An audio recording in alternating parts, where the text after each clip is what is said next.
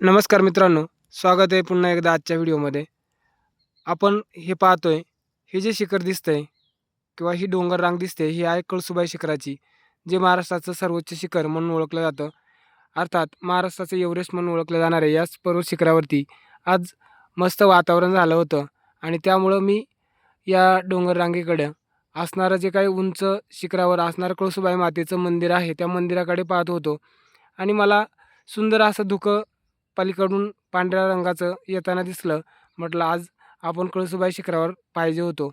परंतु नंतर हळू हा जो पांढरा रंग आहे थोडासा काळ्या रंगात व्हायला लागला आणि नंतर मला शंका आली आणि त्यानंतर पलीकडच्या बाजूने जी आग आहे ती या बाजूला आल्याची मला निदर्शनास आली आणि त्यानंतर मी लगेच तात्काळ वन अधिकाऱ्यांना फोन लावले आणि त्यानंतर त्यांना याची कल्पना दिलेली आहे. त्यानंतर हा व्हिडिओ करतोय. तर मित्रांनो, व्हिडिओ करण्यामागचा मूळ उद्देश आहे, की ही जी संपदा आहे, वनसंपदा, ती तुमची आमची सर्वांचीच आहे आणि ती जर नष्ट झाली, तर मानवाचं जे काही भविष्य आहे किंवा या संपूर्ण जीवसृष्टीचं अस्तित्वच या ठिकाणी या निसर्ग संपदेमुळे नष्ट होण्याची चिन्ह दिसत आहेत. दरवर्षी आपण पाहतोय उन्हाळ्यामध्ये जो तापमानाचा पारा आहे, तो 50शी पार झालेला आहे